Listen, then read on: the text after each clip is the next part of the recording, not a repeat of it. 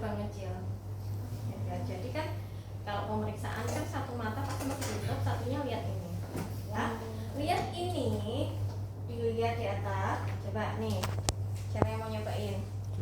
Nah, coba Ahmad. nanti lihat itu kita dimulainya misalnya nih kan tidak mencapai 6/6.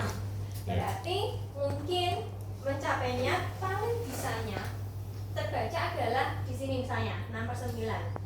Nah, nanti kita ulang, tidak perlu dari atas lagi, tapi kita ulang dari yang mulai pasien sudah tidak bisa membaca. Nah, nanti pakai pinhole dibaca lagi ya. Jadi mulai 7, 2, 6. Nah, nanti terkoreksi dengan pinhole atau tidak ya.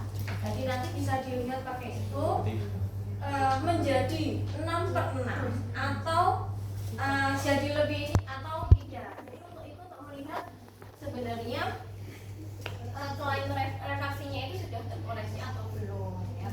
Atau untuk melihat kelainannya itu ada kelainan organik.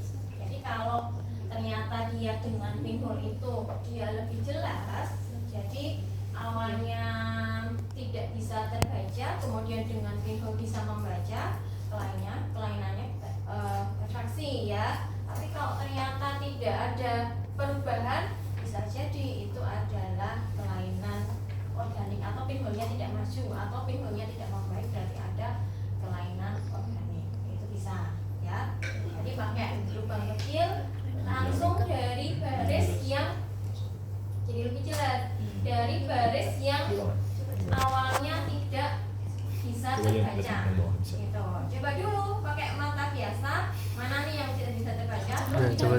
dengan pinhole-nya, akhirnya di tempat yang tidak bisa terbaca itu bisa terbaca jelas atau tidak, itu dengan pinhole. Harusnya itu dulu ya. Tapi kalian nanti mulai dari menjelaskan setelah yang pakai sneller, baru nanti ketika tidak bisa harus menggunakan apa ya. Kalau dia tidak bisa sampai atas itu dia tidak bisa membaca, Jadi lebih jelas ini. berarti harus diganti dengan Kalau lihat pemeriksaan dari apa? sini. Kalau dia tidak bisa membaca yang paling atas, diganti dengan jari ya. Jari itu Yesusnya adalah per 60 ya, nanti dari jarak 1 meter. Jadi kalau dengan jari jarak 1 meter, jadi satu kotak ini berapa sih? Itu diukuran ini. Nanti dari jarak 1 meter dulu bisa ya. Ada yang dari depan dari jauh maju, ada juga yang dari maju mundur. Dari jarak 1 meter ini berapa, misalnya 1,5 berapa, misalnya bisa mundur lagi. Berarti kalau tergantung per meternya, dia ternyata bisa di 2 meter, berarti maksudnya adalah 2/60. Ketika dia bisanya di 1 meter, 1/60. Itu untuk yang jari ya. Kalau dia tidak bisa melihat dengan jari dengan jarak 1 meter, itu berarti kan khususnya 1/300 ya. Terus kalau dia tidak bisa melihat jari, maka dilanjutkan dengan pemeriksaan dengan lambaian tangan ya, dengan lambaian tangan. Lambaian tangan itu dengan jarak 1 meter. Gimana cara pemeriksaannya dengan lambaian tangan? Ada yang tahu? Talita.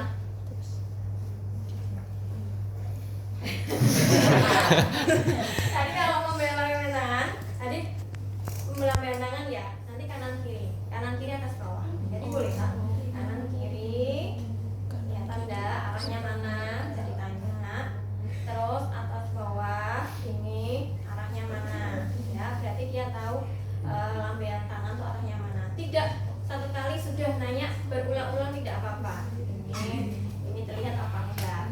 Itu berarti 1/300. Tapi kalau ternyata tidak bisa melihat lambaian tangan, khususnya 1/tak terhingga, ya 1/tak terhingga. Kalau dia tidak bisa menggunakan adalah dengan menggunakan center, ya, menggunakan center. Berarti refleksinya kayak fokusnya kurang gitu ya. Emang di khususnya. Oke,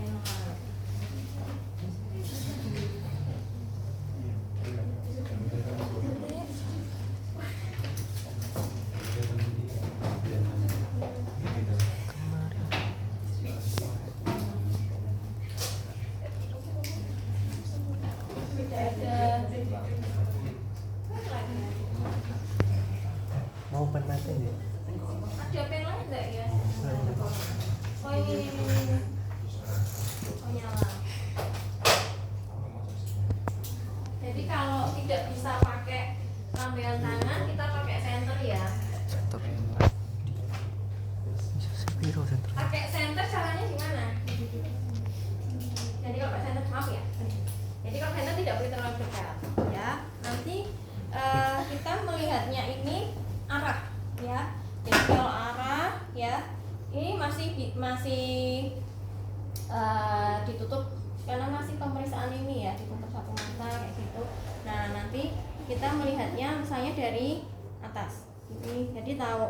Jadi tidak matanya tidak bergerak, jadi diam ya menghadap pemeriksa karena bisa sambil duduk ya. Terus nanti diarahkan dari atas, itu dari mana? Terus dari bawah. Tadi untuk menentukan arah cahayanya dari samping, ya, dari samping kanan kiri. Nanti untuk diketahui arahnya dari mana. Kalau pasien mengetahui berarti dia satu terhingga dengan proyeksi baik atau kesalahan di proyeksi mana. Misalnya dia tidak mengetahui untuk arah yang atas saja, tapi ternyata bawah tahu, kanan tahu, kiri tahu, ataupun dia tidak mengetahui semuanya benar-benar tidak terlihat, atau tahu tapi hanya proyeksi bagian mana saja, itu bisa ya. Jadi kalau setelah tidak bisa lambaian tangan, berarti nanti disambung dengan cahaya atau menggunakan senter. Jadi nanti satu tak terhingga proyeksi baik atau proyeksi salah. Bagian mana salahnya? Ternyata bagian salahnya adalah bagian misalnya atas ya, atau superior ya, atau bawah, atau kanan atau kiri ya. Seperti itu untuk lambaian yang tangan desa itu. visus. Kemudian dilanjutkan adalah pemeriksaan buta warna ya, buta warna. Kami lanjut ya, buta warna itu memakainya Tahu arah dengan cahaya. isi cahaya. Dia ngikutin ini ya nggak cahayanya? Enggak. Matanya tetap lurus. Oh, Ini besar namanya gitu. itu Enggak. ya. Saya kan masih dari sini. Oh, aku tahu kalau itu dari kiri, Pasti dari kalian juga kanan, sudah ternyata pernah bawah. tes ini ya. Udah. Dari kiri warna, isi cahaya ya. Bisa mengetahui Arah cahaya. Sampai bicara ya. Kalau yang kenapa?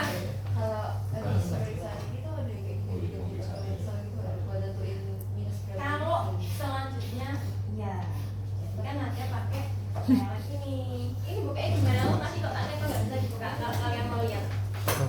ayo yang bisa buka